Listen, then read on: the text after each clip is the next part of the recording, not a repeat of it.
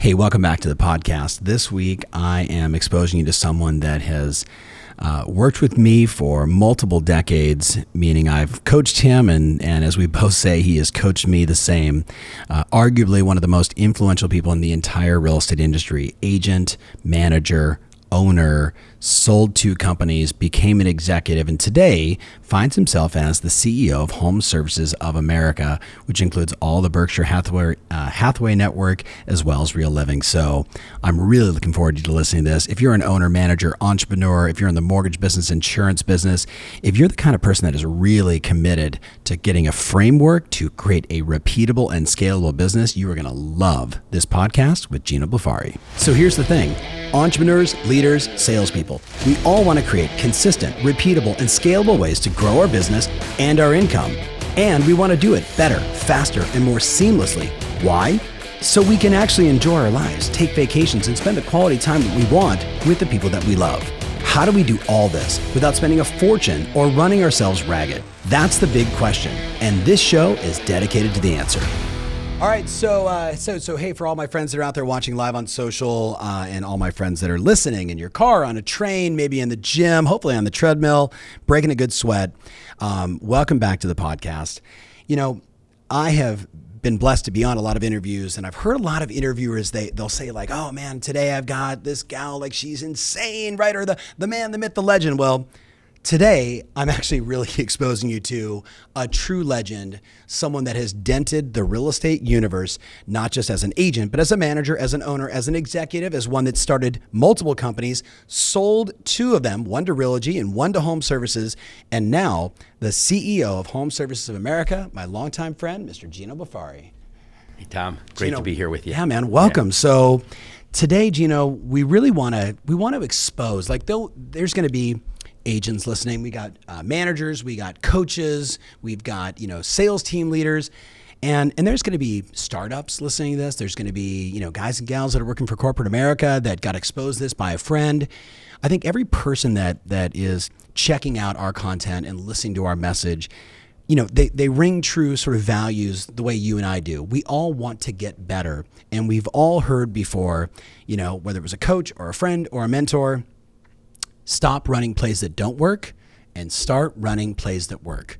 Today, especially for all my friends that are watching now on social, I've asked Gino to expose us to what he calls the West Coast Office. Now, I said office, not offense, but it is a series of 17 disciplines that he has taken from agent level to manager level to executive level to now, arguably the most important position in all of real estate, controlling this, enormous empire for Warren Buffett and the gang. So Gino, before we jump into all that, will you take a minute and just give everybody a little backstory? Because I'm obviously talking about all these different things you've done, but who is Gino Blefari? Yeah, okay, be happy to do that, Tom. And actually, I call it the West Coast offense for running a real estate company. But in any case, my story is pretty much like almost every one of the stories of out there in real estate. Started out, as you know, I worked at a golf course, and a developer bought the golf course. Yeah. And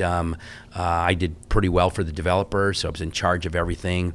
And then because in Silicon Valley, the property started being worth so much money, instead of building homes around the golf course, they decided to plow it under. So that was kind of a defining moment for me because of my reputation for hard work and results. Mm-hmm. They gave me a job, but all of a sudden I'm in construction. So I go from being like the king of the golf course, the pro shop manager, the bar manager, the restaurant manager, the swim club manager, the swim team coach. They gave me a house on the middle of the golf course. They gave me another little house that was a condo. I think I had 5 rentals with my friends out there on the golf course, and I was re-gripping clubs, doing all these great things. Sure. Came to an abrupt end when they plowed it under and gave me a job in construction. So now, Tom, I'm out on the construction site. It's hot as could be, and I'm not really happy because it's like, what happened? Yeah. Right? You went from being the man to one of many men. Exactly. Or maybe from being the man to being the boy, you know, right? Exactly. Went a little bit backwards there, but had a defining moment. I was out there one day, hot as could be, and I saw this BMW pull up, and this real cool guy got out of the BMW. And I was like, wow, what is that guy doing? So I asked around about him, and I found out that he actually was selling the model home. All right. So, Tom, it's the old story. If a picture's worth 1,000 words, the one he portrayed of fun and success caused me to immediately go out and get a real estate license. So that's what happened. That's how I got into this business. Now, I got in the business right then, and it was back when Tommy Hopkins and your dad, but mainly Tommy was like Tommy the first, back in the first day, guy, for back sure. in the first guy. And so I remember turning my TV off for an entire year, and I'm a huge sports nut, but I turned it off. I think I watched the Super Bowl that year, but that was about it. All I did was listen to Tommy Hopkins and watch his videos and do that, and was totally ready as a sales guy, but couldn't sell anything, right? Just had no customers. Struggled for about 6 months. Then again, had another defining moment where I was at a meeting and found this one house that was perfect for a friend. It's a much longer story than what we have time for right now. But the bottom line was I got that sale. And I said, okay, great. Now I'm going to get out of the real estate business. But found out I had to sell their house in order for them to buy that one. Wait, did you say you were going to get out of the real? I got my first sale. It was 1985, and what I said was they wanted to buy the house, and I said, okay, $200,000 times 3% is $6,000. I'm going to 50-50 split. I'm going to make $3,000 and get out of the real estate business. That's not for me. Yeah. The only problem was they had a little house in Sunnyvale that they needed to sell, and so of course I after I got that little offer accepted, I went back to the office and I ding, ding, one finger typing it up because this was now your dad. Typewriter said for some of you. It was better typing your listing up, and I put in the 6%. And I think I know I used the old line when they said, "Is the commission negotiable?" I said, "Yeah, it is, but I can only go up, right?" And they kind of paused. They kind of paused right there and initialed the thing, and I'm like, "Man, this works." Hey, I'm good. Yeah. So bottom line was my self-image changed. Well, wait a second. I held that house open. Yeah. Someone came in, bought the house off the open house. Yeah. And then I had 3 deals. And so my self-image started to change. Yes. And then during that week, I got another sale. And on the weekend, I had 2 more deals. So I had 6 deals, had no idea what I was doing. Yes. Okay. Ended up selling 52 houses, more than anyone at Fox and Carskad in that year. Yeah. And so the rest was kind of history. And then from there, my Little League baseball coach called me up. He had a little company called Contempo Realty. Yep. We're talking Bobby Moles right now? I'm talking Papa Moles. Papa Moles. And Bobby Moles. I'm talking Bobby Moles is Papa Moles and Bobby Moles, both of them, huge impact because they had a great confidence in me. We're talking Bob Moles, former CEO of Realogy. Former CEO of Real Estate Franchise Group. Yes, Yep. Bob Moles, one of my dearest friends since he was in 3rd, I was in 4th, and his brother was in 5th. Yeah. And so we have this company, Contempo. We grow it, okay, from about 65 or 85 agents to 650 agents, and we sell it to Realogy. Yep. Bob goes on to be the president of Century 21. I stay on as the president of there. We're working daily together back then, right? Then from there, I had a 5-year non-compete. We merged that company into Coldwell Banker. Realogy's about mergers and consolidations and things like that. And I had a 5-year non-compete. Well, I got a promotion to a senior vice president at NRT. And then my 5-year non-compete was up. And the entrepreneurial juices, just like everybody else, starts flowing, right? Yep. And you know this very well. I was compelled to start another real estate company.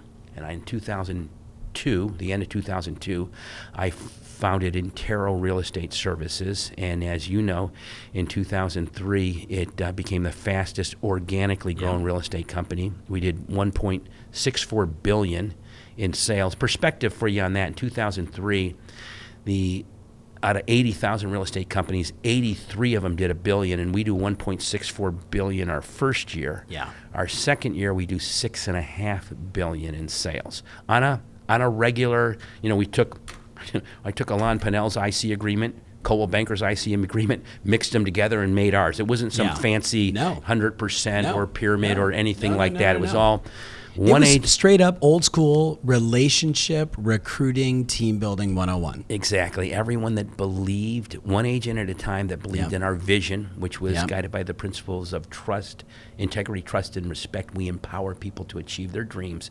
And then this value pyramid that we worked on together, and you remember that. And so that was it. And that was great. And then A little hiccup in 2007 and 8, like we all did. Everyone remembers. Everyone remembers that. For me, it was a very, very tough time. I had right-sized the company, but it took me 2 years to figure it out, to right-size it. Just like when I saw this beautiful place here, I was thinking along those same lines of a downturn, because if you don't recover fast enough. But bottom line was, here's how tight it got. I know you know this story. My parents have their house in Sunnyvale. They owned Free and Clear. December of 2008. Called them into the office, refied their house, took $400,000 out of their house to make payroll in January and February, right? But I had already right-sized the company. Hold on. Are you guys listening to this? Like, for all my friends out there on social, that they're like, oh my God, story of success, story of success, story of success, one after another. 2007, 8, 9. Right? I'm sorry to interrupt, but it's just it's such a moment for people to listen to, because it doesn't end here, obviously. So you refinance your parents' house. Put it in to make payroll. Make payroll. Now, I was very confident that I had right-sized the company. We grew market share during that downturn, but I had right-sized the company, and I said, you know what? It's time now to make this West Coast offense and make everybody really do it, because it's kill or be killed at that point. And so I knew I was, it wasn't as brave as it seems, because there was not a doubt that we weren't going to be able to do it. Okay. You and I both know, though, you study the last 100 years of business.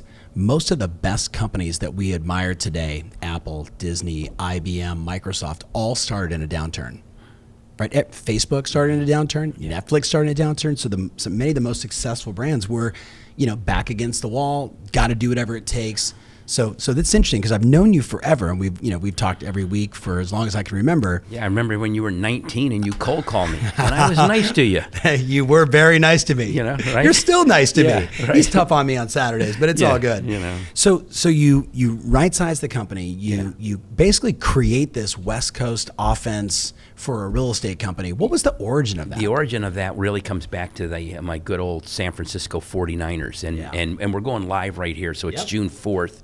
And it's 1 year today that one of my very best friends that in fact, you got a football from me somewhere around here, don't you? I got a signed Dwight Clark football with the play from Joe Montana, where he threw the ball, and Dwight up in the air. Yeah, good old red left slot, sprint ever right option. Jumped ever, right? Yeah, it was actually 11 feet. It was 1 foot above the rim when they calculated it out. Any case, so I got it from Bill Walsh, because Bill Walsh had a magic wand somehow, and that's a whole nother story. He could wave it over that quarterback's head, and all of a sudden that quarterback played better than he ever had before.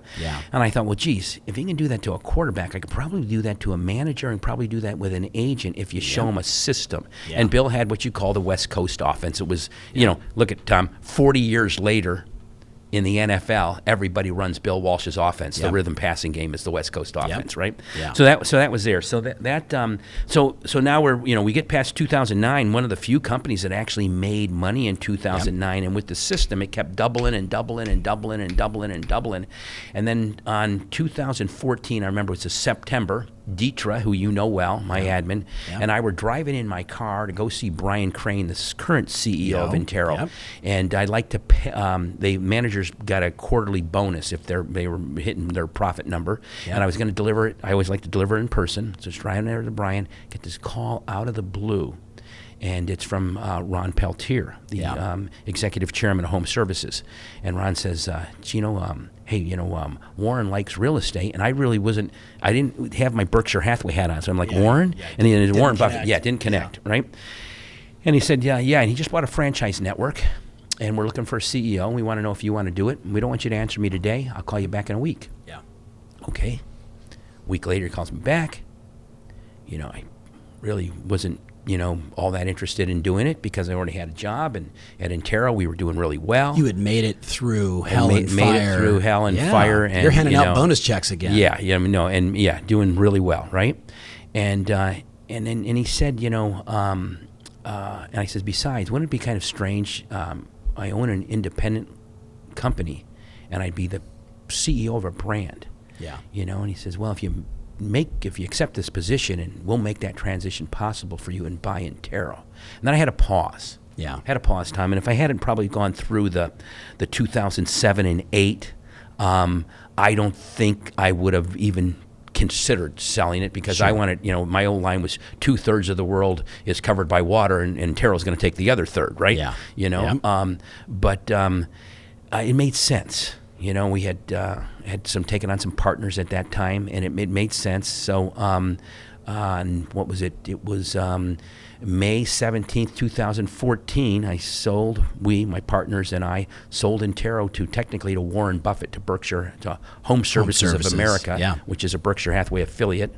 And so I kind of went from the golf course guy to the corner office, but I did get a good sense of pride because of it being Warren Buffett. And since then, I've got to study him and learn from him and things like that. But here's a guy known for, looking so carefully at every possible business he can before he buys it, coming to the conclusion that not only did he want to buy my company, but he wanted to have me as a CEO of the one brand that carried his name, Berkshire Hathaway. Yeah. Right? So that was kind of a prideful thing. And For sure. So I got into HSF affiliates. They had two great brands, and still do, Berkshire Hathaway, HomeServices, and Real Living. Yep. Okay? We kind of grew that network.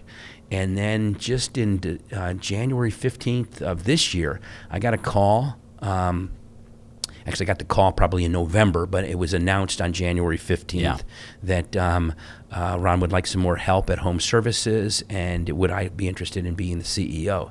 So right now, my role is I'm CEO of HomeServices of America, which I think did more transactions than anyone, 349,000 transactions, about 10,000 more than NRT. They actually did a little bit higher volume, but we did more transactions, more sites. Yeah. And I'm the chairman of HSF Affiliates, which makes me the chairman of Berkshire Hathaway HomeServices and the chairman of Real Living. Yeah. So I think I'm in a perfect spot for my skill set and for what we have, and so many people along the way have helped me, from Tom Hopkins to your dad, Mike Ferry, to the guys that helped both of us, the Brian Tracy's and Jim the Larry Rohns, Kindles Tony and the Jim Robbins Rohns and the Tony Robbins and the Tom Ferry is on that list. In fact, I talked about that at Riz Media. They're all the way going down, and Bob Becker's on that list. And then, of course, Ron Peltier, who gave me the opportunity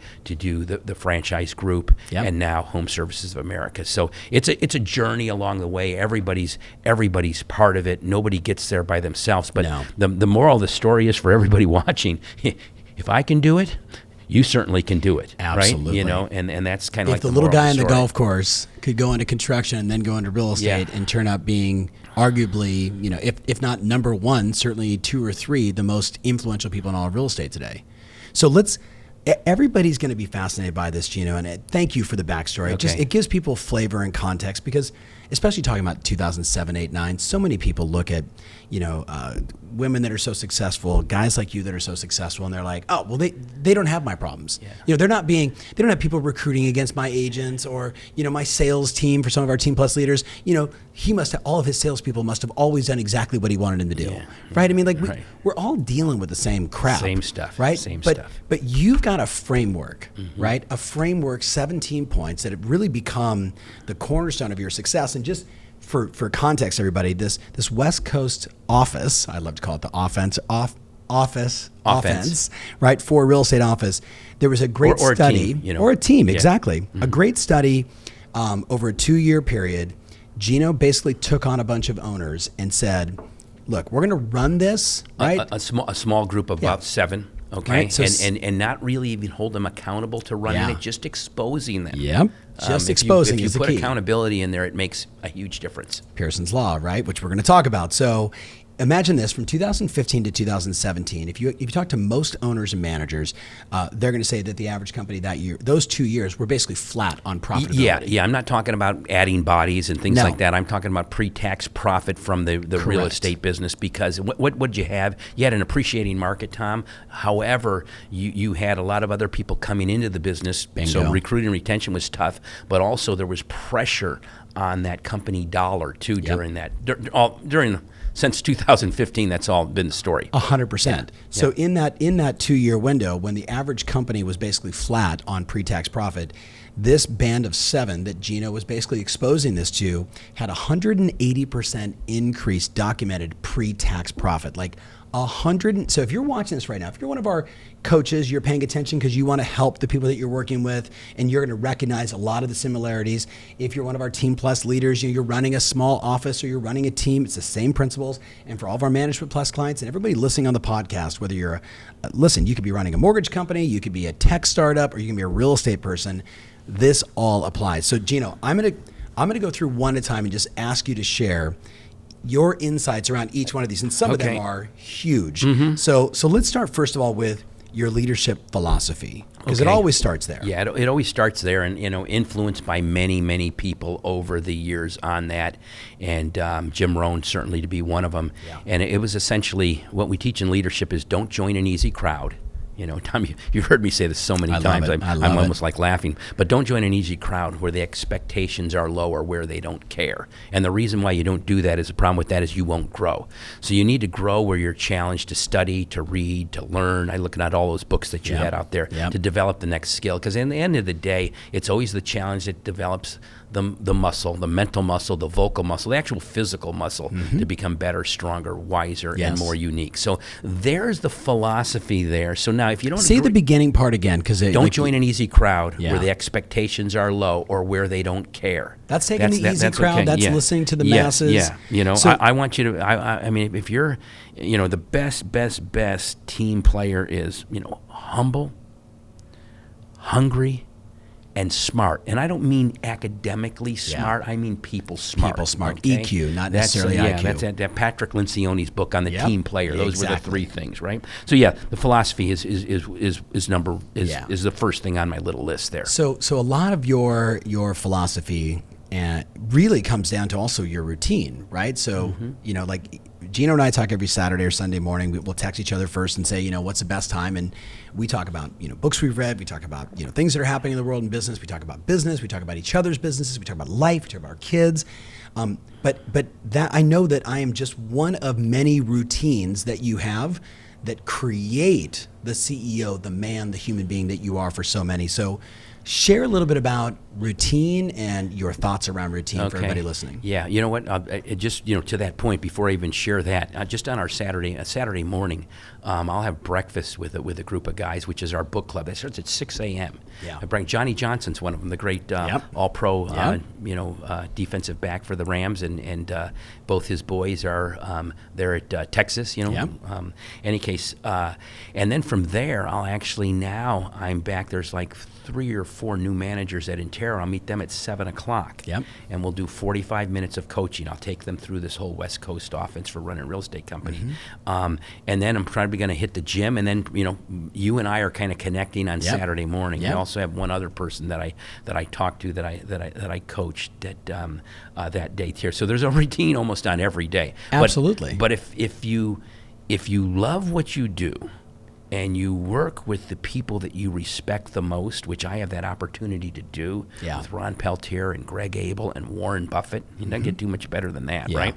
So it makes it pretty easy. But the routine, probably, and you remember from 2012, and you got the old Tom X. I can remember walking in the back of that. He did a Tom X at the summit that was legendary, still to this day. And I can remember walking in after being there from coming back from Hawaii and the Summer Olympics, and I'm telling you, hey, I'm just going to do Phelps's routine. I'm not doing my routine. You're like, GB. No. You're like, no, you can use 2 of those slides. In fact, you already had buyer's remorse that morning of starting. It's the first time you're starting off with 10 realtors. Yes. And I can remember we all go in there and you're looking at some of the guys that we had in there and you're like worried. And then I'm clicking through my slides and you're getting like, GB, what are you doing there? Tom, I'm going to do this. I'm really inspired by Michael Phelps right now. I'm like, screw Michael Phelps. I want you to talk about what you did. Yeah. Yes. And because I had been doing that same routine as Tom knew since Jesus was a baby, literally, right? Yep. My whole life, it was very easy to grab that yellow pad and stand up there and do it, and it turned out okay, right? Oh, you killed it. But,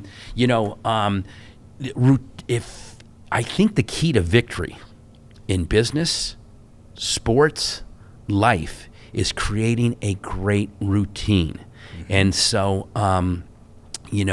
the first part of that routine is you wake up in this in the morning sometimes, especially when you're new in any business or a youngster just starting out, like, okay, what is the day going to hold for me? And if you wake up with fear and scarcity, you're at a huge disadvantage. Yeah. So part of what the routine does, it has meditation, exercise, diet, sleep. Take your meds. Take your meds. Keystone habits that create small wins. Yep. Okay, that's all you're looking for there. Yeah. And so the first piece is to kind of like meditate and or pray. Whatever you like to do, but meditating, being quiet for a little bit. You can box breathe by, thumb over. You can't see me right now, but I could box breathe for you there. But you just get some sort of a calming piece down and kind of like almost be a little bit grateful even at that moment there. So I'm going to do that, and then I'm going to need to change my state though. So I need to kind of become powerful. Now, you see athletes all the time hooking on their music and listen to hip-hop music or whatever they listen to, right? Them up. Yeah. For mine, it happened to be a couple of things which you know so well, Tom, there was the If poem by Rudyard Kipling. Yep. If you can keep your head when all about you're losing theirs and blaming it on you, if you can trust yourself when all men doubt you. They got great lines in there, right? In 2008. I'm looking over at my son. Yeah. That was on his wall for, 5 or 6 years. Right. And I gave it to your pappy. Okay. Even like in 2007 and 8, if you can make one heap of all your winnings and risk it at one turn of pitch and toss and lose and start again your beginnings and never breathe a word about your loss. Right. Those are some of those things that stand. So I'll read that, and that'll actually start to change my state. Yep. Then another mentor of mine and probably yours, maybe a little bit before you, was a guy by the name of Og Mandino. Oh yeah. And I got a chance to meet Og Mandino back in like 1986 because Mike Ray, the realtor that I sat behind, former job was a sales guy for Jim Rohn. And so we had Jim Rohn, we had Mike Ray, we had Jim Rohn, we had Zig was there, and Og Mandino. Yeah. So I got a first-hand impressional brand new agent and kind of hit it off with Og Mandino. In one of his books, Mission Success, there's this one little section where he talks about, I will live as all good actors do when they are on stage, only in the moment. Got so many gems in it. Things like, now I understand the secret of changing the attitudes of others, and that's to change my own. Things about not walking away from any challenge. I'll reject the stationary position because it's always the beginning of the end. So good stuff. So I'll read that. Then there's that famous self-confidence formula that's in the old Napoleon Hill's book, Think and Grow Rich. And I remember with you and I when we were talking about the book Outliers back in 2009, and they're talking about all the wealthy people. And I go, Tom, can you imagine this? Andrew Carnegie, and that was when Buffett had about $60 billion and Gates had about $68 billion. Yeah. I go, Andrew Carnegie in 2009 had $218 billion, and we talked about how Andrew Carnegie gets this young reporter, Napoleon Hill, and gives him $25,000 and says, look, I can give you access to talk to all these great people to study success. Kind of like what you get access to now doing, absolutely, right? Yes. And you write the book. So there's a confidence formula in there. Yeah. And then there was another real spiritual one by Norman Vincent Peale. But, I just totally respect for what everybody believes because, trust me, whatever you believe is the truth. For you, exactly. It's for you. You do it with absolute certainty. I mean, growing up Catholic, we always make the joke about, a guy dies, goes to heaven, and gets up there, and St. Peter's like, there's this big wall there. What's behind that wall? Oh, that's where we keep all the Catholics. They're the only ones that think they're there, because every religion I've ever been around, there's the only one that thinks they're there, right? Exactly. In any case, so, you just think you're higher power. But anyways, I'll get that piece done. Yep. So now I changed my state. Then I'll do my little success journal. Yep. Okay. My success journal is the one that Danny sells for $20. My identical success journal. Remember that one? On the podcast. Yeah.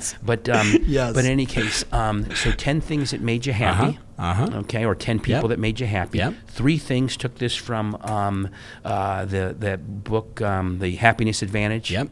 Sean Aker. 3 things that made you happy in the last 24 hours. And then I'll program the non-conscious portion of my brain, which is servile, which means it sets no goals of its own, doesn't judge the limit, or doesn't judge what you're trying to tell it to do.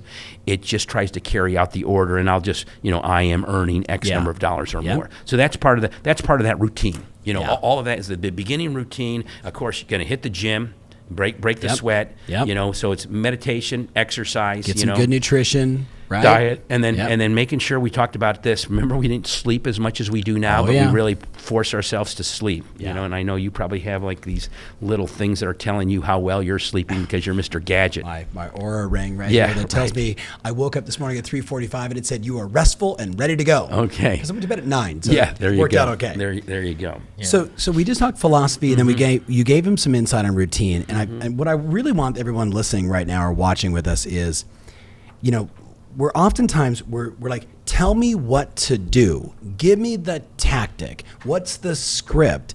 And what most people miss is, unless you frame it inside a philosophy that is real and true for you, and you've got that morning routine, that discipline, that routine discipline lifestyle, it's very challenging to take a tactic and make it work, in my opinion, without the right philosophy, the way you think about yourself in the world and the way you view business, and having those right mental toughness routines. So I just really appreciate you starting with those two. Yeah, and like you just, it's not on the list here, but it is all a form of discipline, right? Yeah. And when you study championship teams, when you study championship athletes, when you study I call you a championship business person. When you study people like yourself and companies, they treat their people well. But the other thing they had in common was they all had a culture of discipline, right? And so discipline's so important.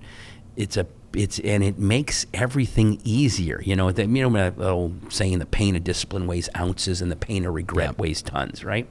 But if you can have disciplined thought, discipline people and discipline action on your team. Discipline thought, you're not going to need a hierarchy. Discipline people, you won't need really a bureaucracy. Discipline action, you don't need excessive controls. Now, don't mistake discipline action, excessive controls for scorekeeping. You got to keep score on everything, guys. Okay. Yeah. But then you take that ethic of the ethic of discipline, or that quality of discipline, with the ethic of entrepreneurship. Typically, you'll get that magical alchemy of great performance and sustained results, which is kind of like what we're all kind of like looking for, right? And not the one deal wonder where you had one great year as a realtor, and then the next one year expensive house and think you're hot shit. Yeah. So let's talk about the next part, which is the 4DX, right? And this is a big conversation.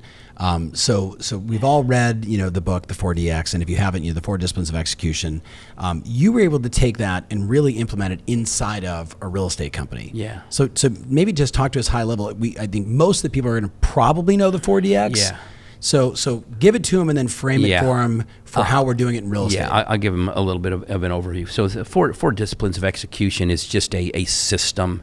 It's a system of executing. Typically, people have all this great strategy and all these great things, but they just don't execute, you know? And I found when I read the book, I was already doing a whole bunch of these things, but it framed it really good. So I'll give you the 4 disciplines. The first one is focus on a wildly important goal, okay? So you're going to focus on 1, maybe 2, maybe 3 goal. The whole idea, if you chase 2 rabbits, they both get away. Yeah. And if you study goal setting, which I know is kind of a little bit on a part of our list, which Tom, you and I have studied for years, if you got 1 to 2 goals, you got a chance to get 1 to 2 of them. Yep. You got 4 to 10, maybe you're down to now you're down to maybe getting 1 of them, and you got 11 to 20, you probably don't get any of them, right? Yeah. So discipline 1 is the discipline of focus. So you're going to focus on 1, 2, maybe 3 of your most important things you're going to do. Yep. Specific end result, measurable goal you can accomplish. Yes. $100 million in sales, 22% EBITDA, whatever it may be. Whatever that might be. Yeah. What's the second discipline? For home services right now, our WIG, and how do you figure out a WIG is if everything stays the same. If everything stays the same in your business, what is the one thing that has the biggest impact on your bottom line? So that's the WIG. For us, would be like mortgage capture, and it would be recruiting and retention, that piece there. Okay, those would be the 2. Okay, so in discipline 1, so it has to have a, just like anything else, a couple little rules on it that you want to do. So rule number 1 is you don't have like 10 of them. No. You have 1, 2, or 3. Yep. WIG, wild important goal. That's what the WIG means. Now, another thing is the leader can veto Like if you're a team leader, if you're running your team and you've got all these team members on it, or you're a manager, you're running all these agents, you can veto what their wildly important goal is, but you can't dictate it. You want it to be theirs just like any other goal. Yep. Okay?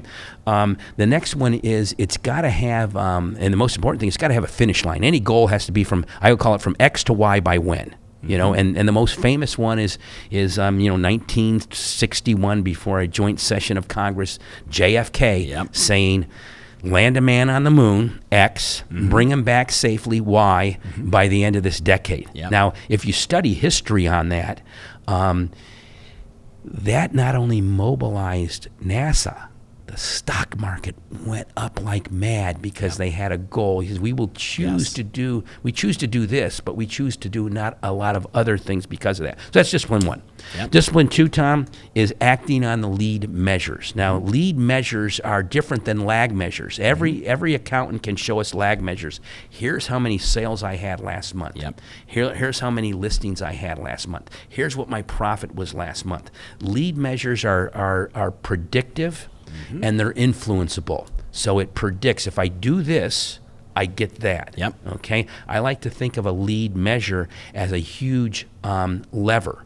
My goal, my WIG, is this big boulder. I've got this lever here. Now, the lever's got to move a lot to get the boulder to move. But I know if I move the lever a lot, I can predict the boulder will move, and I can also influence the boulder on moving. Yep. Okay. 100%. So that's the lead measure. Like you want to lose weight, right? You can get on the scale every day. That's the lag measure. That's how much I weigh. Or maybe we count our calories and watch what we eat and do X amount of exercise. Be the lead measures. So that's discipline number 2. The third discipline is to have a compelling scoreboard. And I loved walking around your office here. All I saw was scoreboard after scoreboard after scoreboard. And even there with the scoreboard of the salespeople there. And I told you, one of these times you have to stop by the headquarters there for the franchise group. But I got the scorecard right in the waiting room. Yeah. Which is kind of a little uncomfortable for people when they see the sales guy's scorecards pop right up there too. So it is uncomfortable, but why is it uncomfortable for some people? Because it's the brutal facts. Yeah. I mean, look, we're watching the NBA Finals right now. The score is the score, right? The final 2 minutes, and I agree with you. I think the scoreboard also has to have a time element to it. Right? So it's for the day, for the week, for the month, end of the quarter, whatever it may be.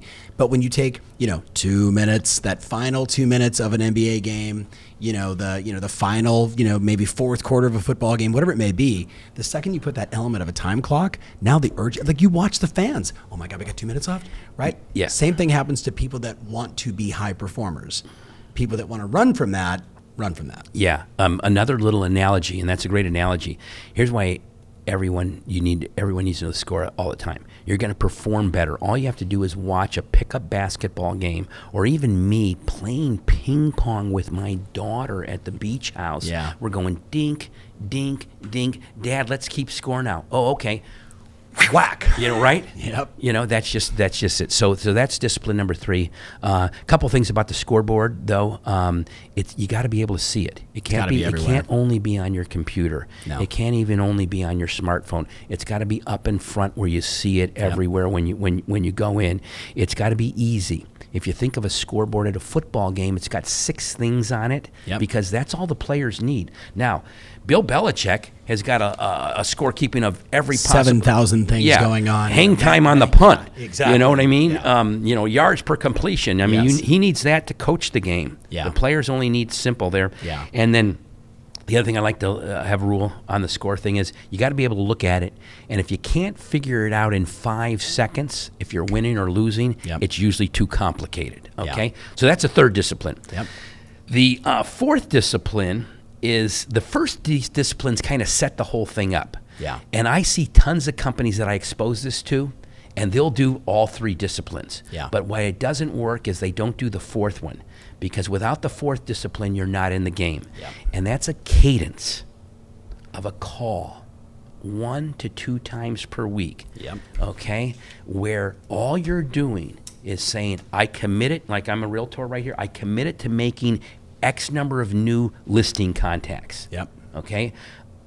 I committed to making X number of buyer contacts. I committed to doing X number of appointments, whatever it may be. Yeah. Any leading indicator. Any leading indicator. Okay. So on that call, you're going to say, I committed to doing 5 new contacts.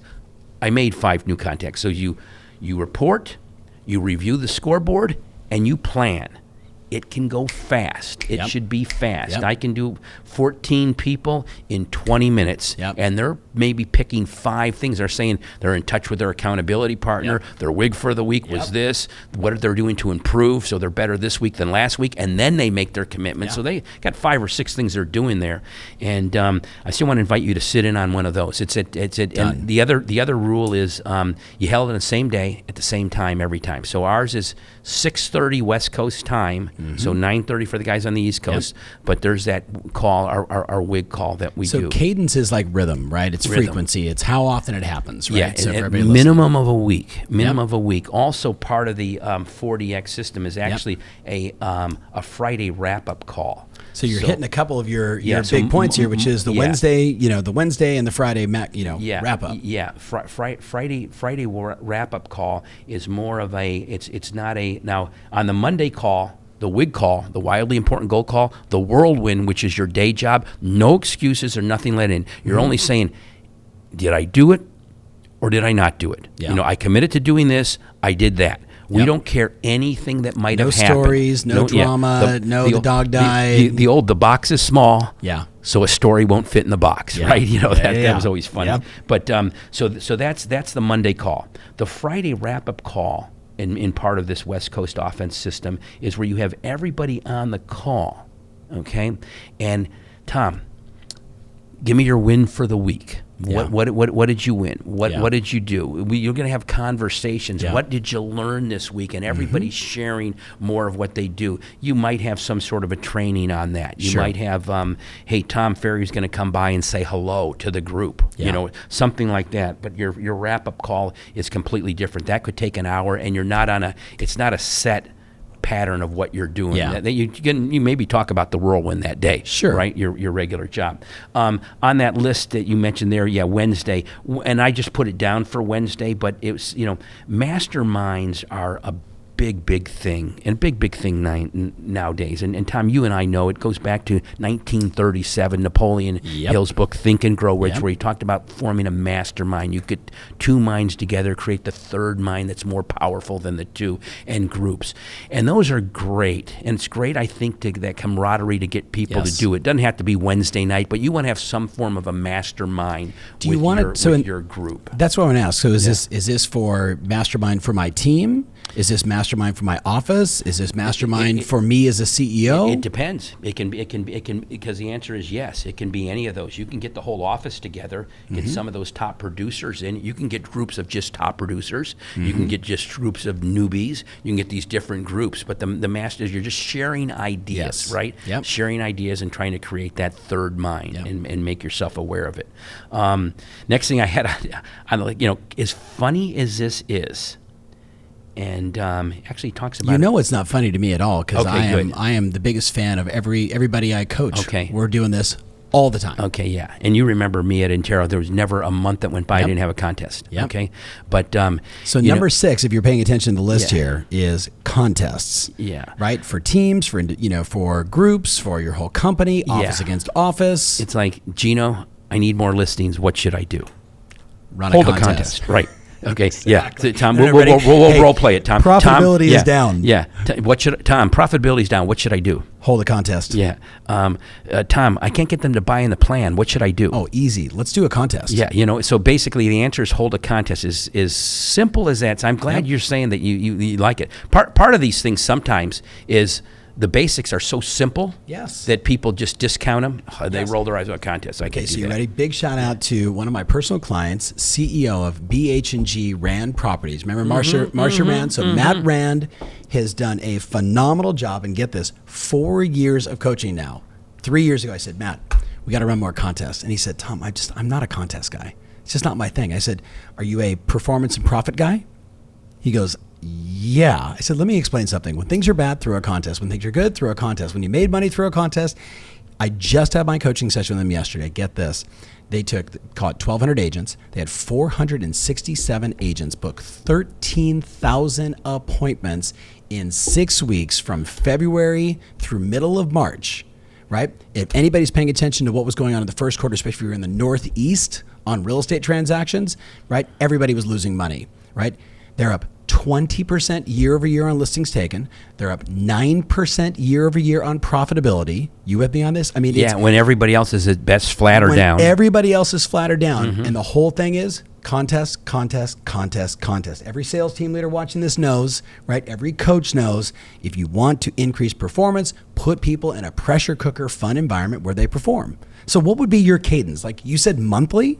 Well, as often as you can. We would have one when there was no listings. We did like a yearly one solely on listings, and it was simply you figure out the company dollar that you make off of every one of your deals. Okay, so you got that one, and then you say, okay, now we're down on listings. So if you get 5 more listings than you got last year, you can't say if it's get X number of listings because then the guys that do the listings get the listings. 5 more than last year. Okay, you get to go to Hawaii. That'd be a pretty cool one. And you know, the way I had done the math on it, the one more deal paid for the trip. So those 4 were bread and butter, and you got people focusing. Contests get people to focus on what they need to do.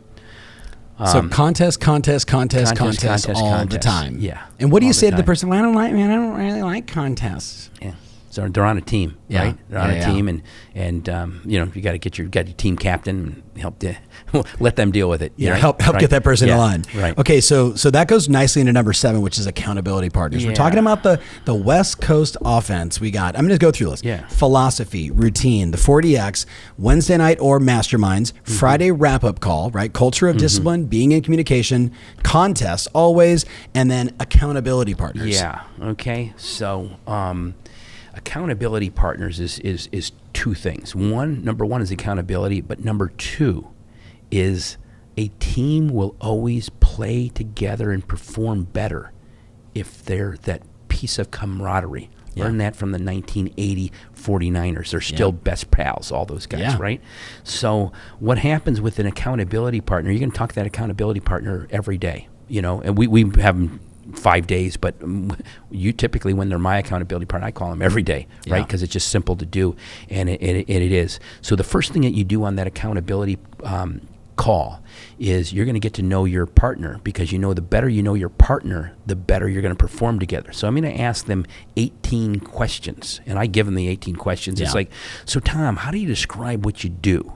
And how'd you get started? And where are you originally from? And what's your current family situation? What was your family situation growing up? Were you active in school? Give me a memory that stands out from school. Okay? What else, Tom, do you do besides work? You know, if a young person was asking you for advice on how to live your life, what would you tell them? Tom, if you looked at your life as a radar scope, there'll be highs, there'll be lows. Give me one of the highs, Tom. What does that tell you about yourself? Give me one of the lows. What got you through? You know, it's 18 connecting questions, nothing about anything but focusing on that person. And here you can find out that, geez, you know, you know, for me it would be, hey, he's a middle child and I'm a middle child, or I had this or I had that, or my dad said that too, you know, or I like to do this, I like to play golf, or I like, you know, whatever. But you get to know that person, okay? You build that little bond. Then the next time with the accountability partner, the other person asks the questions. Okay? And I would do that actually for any branch managers out there, recruiters. That would be my first interview that I do if I was trying to recruit. If I was trying to recruit Tom, I'd call him up, try to meet with him. He's, oh, no, I'm not interested in joining Intero or Berkshire Hathaway or whatever the company would be, you know. And then, you know, we'd say, well, you know, most agents aren't, and I just want to get, but essentially, I'd want to make that first meeting with my person. And remember the philosophy that you already heard. My first meeting was going to be a coaching call, but the very, very first meeting was going to be nothing about the company, nothing about myself, only zero in with questions on them. Now, how I could fix this is I'd have another appointment showing up in 30 minutes. I can make those 18 questions last exactly 30 minutes. The law of reciprocity, Tom, wants them to ask those same, me to ask the same questions to me. So it usually got me the second interview. Yep. you know, back. And that was a great thing. And that'd be one of the greatest things if we were coaching, if you were using the West Coast offense on your team. Your team leader, okay? That's what you do to your center of influence. You get them in there and you ask them those questions. The law of reciprocity, they want to have that. For you, you find things in common. Next thing you're doing. So accountability partners. And then you're just going to have them, you know, they've sent you the top 7 things, which we'll cover in a minute, the top 7 things they're going to do that day. So how'd you do yesterday? Kind of like our old little coaching call. So GB, what'd you do last week? What were your numbers? Yeah. How'd you do? How'd you do? Follow up on this? Yeah. And I remember a few times like, GB, that's piss poor. I'd expect more of you to do that. You know, I've heard you say that to me before. I'm tough. He's tougher, but I'm pretty tough. But I remember those things, you know, and then because of that, the next week I made sure I did those things. Just that simple little peer pressure. That actually goes nicely into, so again, we're talking about the West Coast. You're asking an owner, a manager, a CEO. So now, everybody in the office has an accountability partner. In fact, Kevin authors, our communications guys here. Kevin, who's your accountability partner this month? Claudia. Okay, Claudia. Yeah. So Kevin, the head of communications is with the guy that does Europe, the Middle East, and Africa franchise sales. Okay. Claudia. Perfect. Right. Perfect. You know, and mine's Nina. She's in charge this time. She's in charge with bringing vendors in. You know, preferred providers and things like that. But everybody, a culture of accountability. Everybody's got an accountability. Everybody's got an accountability partner. Okay. Which goes nicely into what to be accountable to, which is that top 7 list. Yeah. So the next thing on that list was always to make work from a list. Duh. You know, you say okay. Like raise of hands out there. How many of you work from a list? And everybody raises their hand, of course. And they say, well, let me see your list for today. Oh, I don't have mine today. Sometimes you hear that. But when you do have a list, the biggest drawback on having that list, Tom, as we've talked about over the years, it's funny, you're really paying good attention to, and there's nothing you're hearing new that we haven't talked about for the last 30 years, right? Gino, and it's a blueprint for documented success for every person listening. Right? We don't need some crazy idea. We need discipline and fundamentals to dominate in this environment. So you got a list, right? So you got this list. Now, the downside of the list is you do the easy things on the list just to get the list moving because we're normal, right? You know, and just like how you'd straighten your desk up so many times when you have to prospect, right? You got everything in order. Okay, now I'm going to start. But hold on. Okay. Yeah. Okay, I'm going to go to the restroom. Yes. Now I'm ready. Okay, yeah. Yes. I need some water. Yes. But in any case, so the way around the long list and doing the easy things on the list just to get the list moving is you do the top 7. It's nothing new. I mean, people call it the top 6. I was superstitious with 6 being, the devil's number and 7 was God's number, so I made it 7. Very Catholic of you, right? Yeah, there. very Catholic of me. Now, as I get older, 6 is perfectly fine, and 13's fine. You know what I mean? But it's funny what you get in there. But you put those down there. Now, the key on the top 7 list. Okay, so you prioritize them. Most important thing first, but the key that very few do, but if you do it, it'll have a huge impact, is you put a time frame next to the task. Yes. And the reason why you put a time frame next to the task is Parkinson's law. Yep. And Parkinson's law is work expands or contracts to fit the time allotted, right? So you put those times, you try to finish the task during that time. Now, day doesn't always go perfect. Make my 10 conversations between 9 and 11, right? Yeah. Do my listing follow-up conversations on Monday between 11 and 2, right? Yeah, and maybe even tighten them down. Sure. And tighten the time frames down. But essentially what you do is you don't pad the 11 to 2 time. You don't pad that time frame. You pad some breaks in there. Yes. But you're going to make X number of calls in this amount of time, or you're going to do this task in this amount of time, or have this meeting in this amount of time, because work will expand or contract to fit whatever time you give it. It's just not one man's opinion. It's just kind of how it is. Remember the old 80-10 is what I was thinking. As you just said that, it was, like, hey, we want to prospect for 90 minutes, got to do my recruiting calls, got to do whatever my calls, go for 80 minutes, take a 10-minute break. If you're gonna do a double, right, and go for 3 hours, go for 80 minutes, take a break, go for 80 minutes, take a break. Yeah, that's right? That whole thing of keeping the time frame in there. Yeah, love it.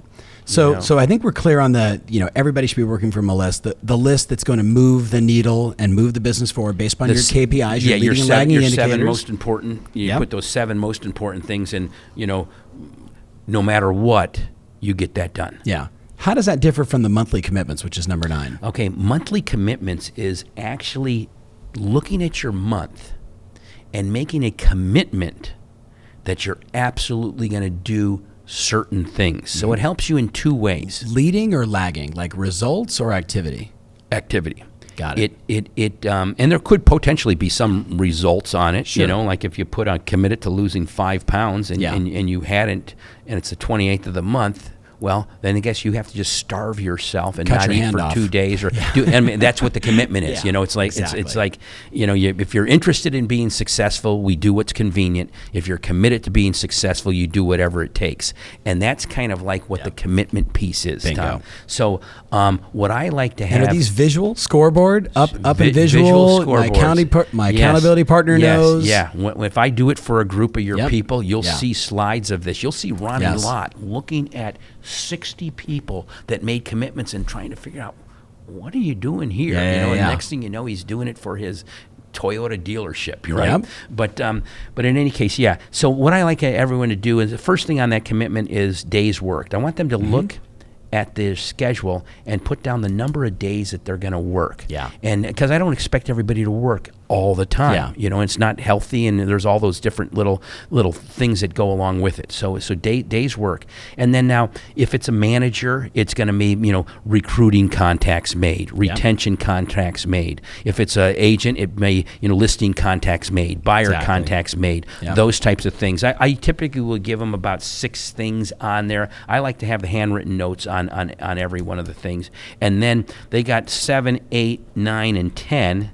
1, 2, 3, 4 more that they can put anything personal on there. Yeah. Okay, so that's on there. I want to do, you know, 2 dates. With read my this spouse, book. Read this book. Yeah, that kind of thing. So, but what I love about that is that, and again, not to gloss over in my mind, such an important thing. There's something about, you know, we write a business plan. Right. And then we do it with ours where we say, now you break it down into monthly increments. Like, so what am I committed to this month that's going to carry over from the last month that's going to move me one step closer to my goal for the next month? And there's just something about those short-term bursts, just like a competition or a contest, that just keeps us focused, right? And it's kind of like there's 12 quarters in a year, you know, like in a sporting, you know, like a football game, or, you know, like I got 12 opportunities to hit the target. Make sense? Yeah, no, makes perfect sense. And then and of course you scorekeep it. Absolutely. You scorekeep it, and you post it up. And the goal would make 100% of your commitments. Yeah. And that's why if they're activity based, there's no excuse for you not to. Now, I remember the first time I did this, I was back at Intero, and I said, you know, I'm going to go visit 26 offices this month. Remember that, Tom? And I said, that's going to be hard on your schedule there, partner. Yeah, and you're like, you know, you were like, Gino, here's where you blew it. I go, what do you mean? He goes, you blew it when you made the commitment. Yeah. You didn't make a realistic commitment, right? Good intention, but hard to execute. Yeah. So I want to bounce from Keystone Habits and Book Club to daily tracking sheet because it goes so well with everything else we're doing here. So we're talking monthly commitments. We're talking working from a list. Yeah. So what is this daily tracking sheet? What's on Tom, it? This is the one that we made up when we became sent. This goes back to like 1998. Okay, because again, in a position where you have to execute. So it's just a little sheet, and it's got things for production. It's got things on it where I should have actually brought one with me, but it talks about. We'll post one on the management team plus the coaches page. Okay, super. Yeah, this is more for a manager, but you know, new agents hired, experienced agents hired. You know, that would be those types of things. And the whole idea is each day you would look at that and you'd fill that out because you'd need to know those numbers. Yes. Okay, if it was your office or your team, listings taken would be on production. You know, listings put under contract. You need to know that. If you're a manager, you want to make sure that you know that agent got a listing so you can go congratulate that agent for a listing. It's got everything that you can possibly think of doing that, so we'll need to post it. I mean, even open house visits. And then when you see this tracking sheet, Tom, I have a whole nother page where it gives a definition of it, which is huge. Like, so open house visits. You'll share that? We can post that share that one, everybody? post it. Yeah. Open house visits. And here's what my definition was, because I know it by heart. It says, provide shock value to the agent holding the open house because their manager never worked on a weekend.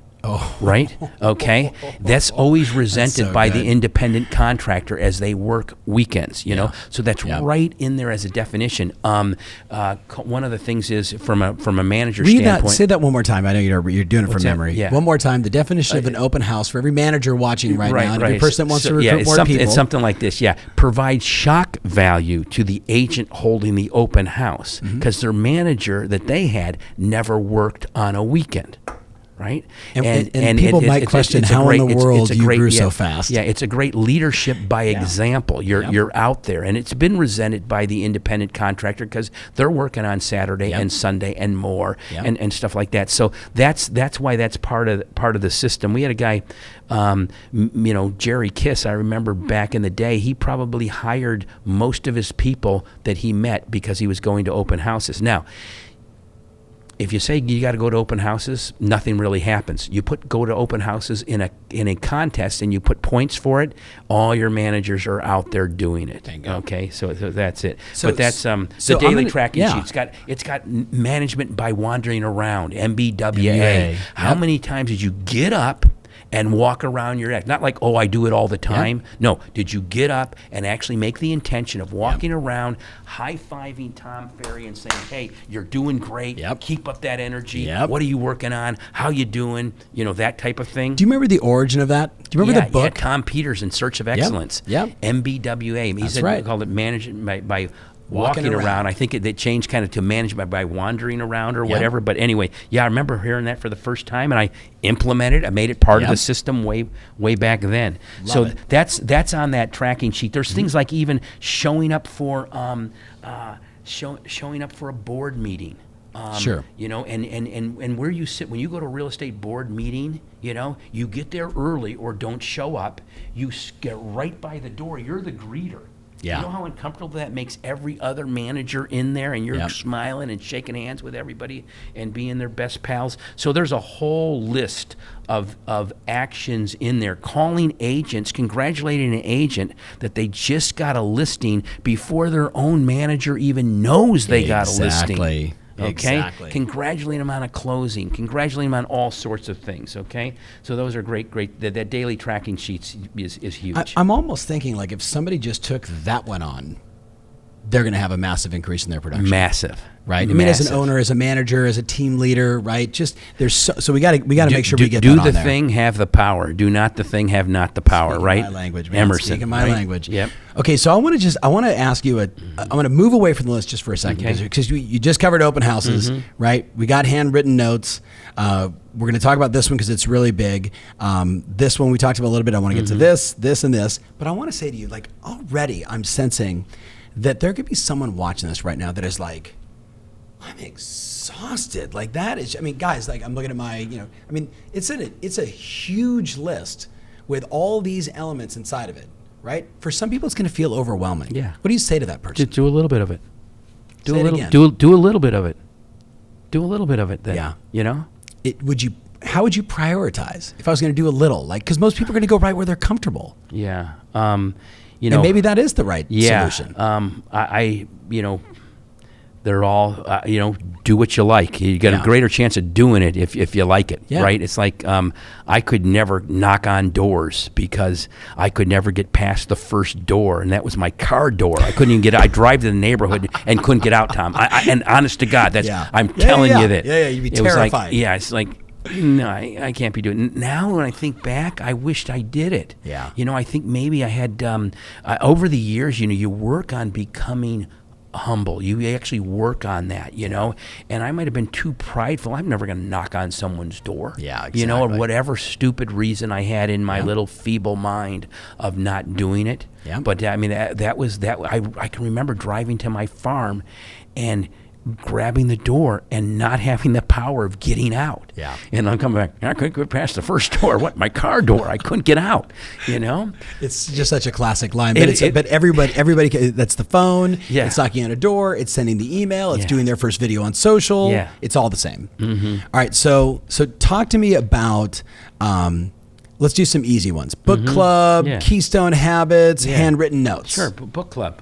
Just you get your. We're talking company culture here. Yeah, you get your team. You get your team reading the same book. Here's our book of the month, or every other month, or whatever that might be.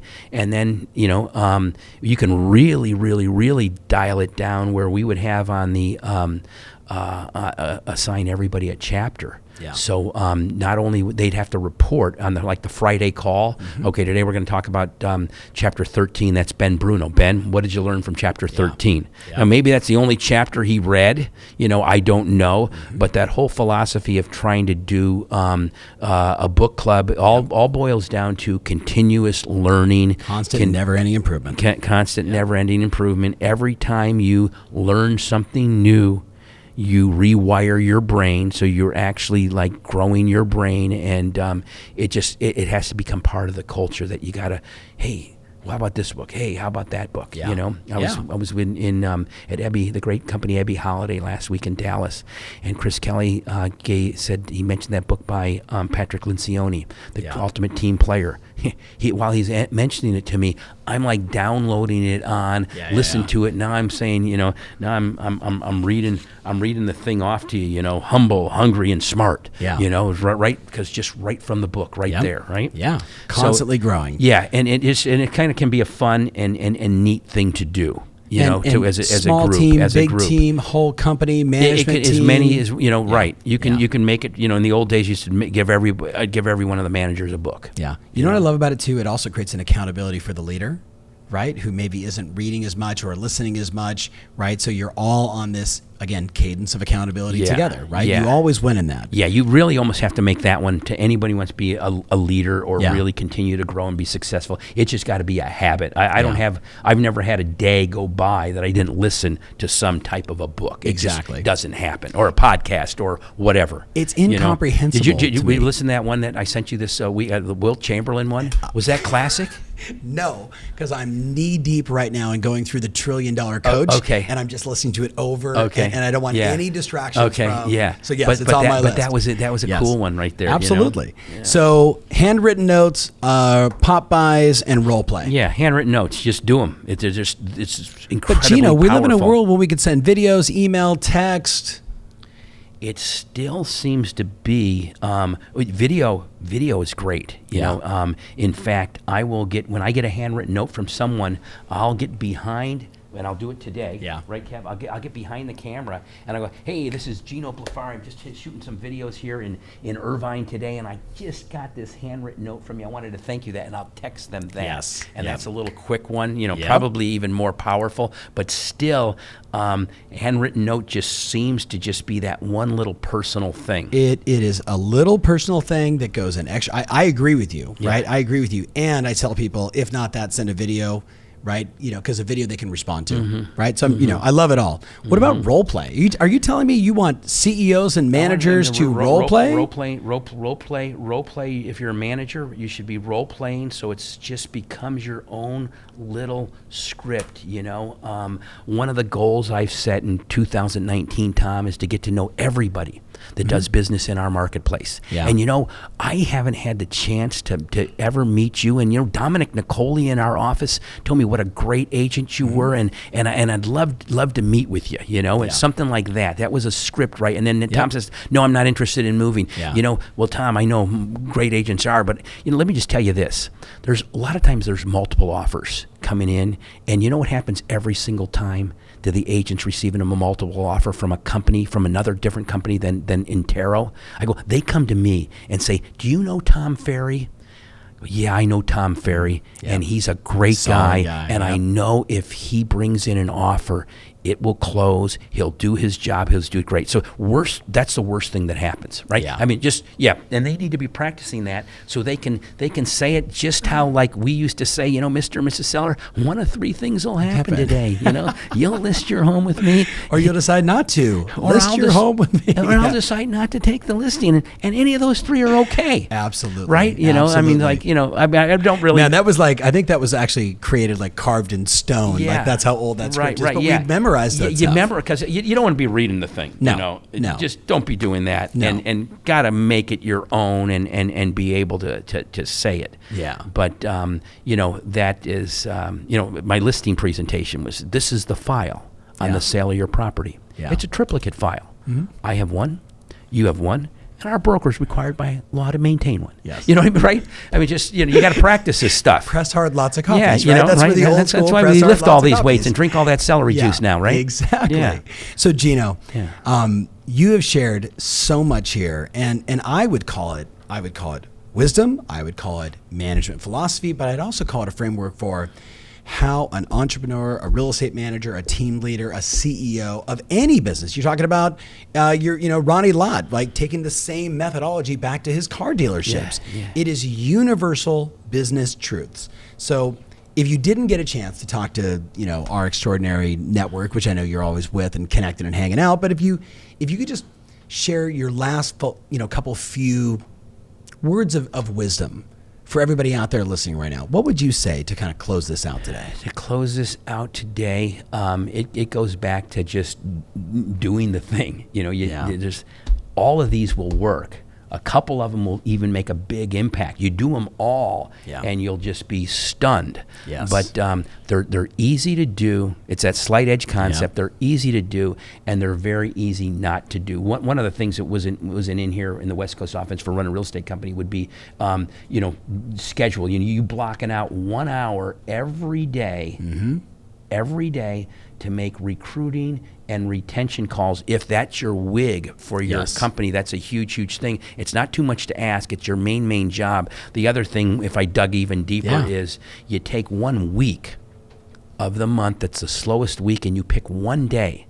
And for 8 hours on that one day, the manager is going to make recruiting and retention calls, and he's going to tell all the agents that's the day that you make your past client calls, and you do that, and that's what we're doing today. Now, you have a few buffers in to take care of some things, but that's just that one big day. Imagine you get everybody, imagine if I get at HomeServices, if I could get them to do this, all those companies, one day of the month, everybody making a call at the same time, wowzer. Absolutely. Well, our community knows because we do these like madman, madwoman appointment setting days where we say, see how far, can you go 3 hours, 4 hours, 5 hours? Can you book 3 appointments, 5 appointments, 10 appointments? We'll get these people that in a 9-hour day will book 21 appointments. Mm-hmm. Now, look, some of them are amazing. Some of them are half-assed. But when you got 21 meetings and you do it all in one day, it changes your psychology. It changes your self-esteem. It changes your self-image of who you are and what your potential is. And then your calendar is full with meetings. You're going to kill it. Yeah, and I love it. Yeah, and what you find out is the more you prepared, the better you were able at doing it. I can remember the old prospecting school. I remember coming into prospecting school, right? Yeah. And it's the first thing I asked, I think it was probably Patrick. Right? Yeah. So what's a record, Patrick? What's a record? Okay, great. I got it. Right? Now, I had a binder that I came so prepared with every single person I'm going to call. And by that time in my career, it's pretty easy to get an appointment, right? Yes. And I'm like dinging that bell. And those guys are like, how is this happening? I was much more prepared. First of all, I had more experience than anyone at doing it, but I was so much more prepared. I didn't have to think of who I was going to call. It was already there, boom, bada boom. But I walked in with a binder like 6 inches thick. And slightly competitive. Yeah. Right. Starting by going to Coach Patrick Ferry, my little brother. What's the all-time record? Yeah. I'm going to beat that. So, Gino, I just want to thank you. You and I have had so many, kind conversations over the years, heartfelt conversations about life and about business and about marriage and children and raising families and raising and building companies. I've had many mentors in my life, many people that have touched me philosophically, emotionally, with their disciplines, and you're always someone when I'm doing my my gratitudes, like people that have touched my life that have made me a better business person, better man. So I just want to say thank you, my friend. Hey, you're welcome. You're welcome. It makes me smile because every once in a while I'll go back to something that we said on a call and I'll see it on one of your posters. Exactly. Like when performance is measured, performance improves. When performance is measured and reported back, the rate of improvement accelerates. Yes. Yes. You know that one. Yeah. But that's that's the whole it's so great. deal, man. It's the whole deal. The whole deal. Remember the time I stole your grow for it? Oh yeah. It became my signature. Absolutely. Grow for it. Right. Exactly. Okay. Well, I was going to use that one, GB. I was like, that was going to be the theme of the summit. I guess not this year. Yeah. It's now the Intero theme. All right, got it. Right. So this has been super fun. I know that you got to bounce. I want to just say for all my friends that are listening out there, this will probably be something you're going to listen to and break down in bite-sized pieces over and over again. There's just so many nuggets. We're going to get Rich the entire checklist. We'll make sure it's up on tomferry.com, on all the different channels. And then for all of our coaching members and coaches out there watching, just we love you guys. Thank you. Keep up the good work. Find the 2, 3, 4, 5 that you're going to execute on and make it happen. That's what it's all about. Good. All right. Thanks, guys. Thanks for listening. Whoa, that was a lot. Every time I'm with Gino, I find myself reminding myself of the building blocks of success, that phrase, and so much of what he shared with us there is just that. It's the building blocks. It's the foundational principles of success. So I know in this crazy modern world, we're always looking for how can we get there faster, more efficiently, etc. And listen, I'm looking for them as well, my friends, the little hacks, the little tricks. But I will tell you at the end of the day, discipline rules all, and creating an operating system for the way you're going to run your business is where the real magic is, where you're doing the thing that gives you the power. So share this with an entrepreneur friend or two. Check out Gino on Instagram and Facebook and every place else where he goes. You'll definitely high five him the next time you see him at one of my events. And listen, thank you for being you. Thanks for being a growth-minded, rock and roll and fucking up my last part of the intro podcast. All right, let me say that again.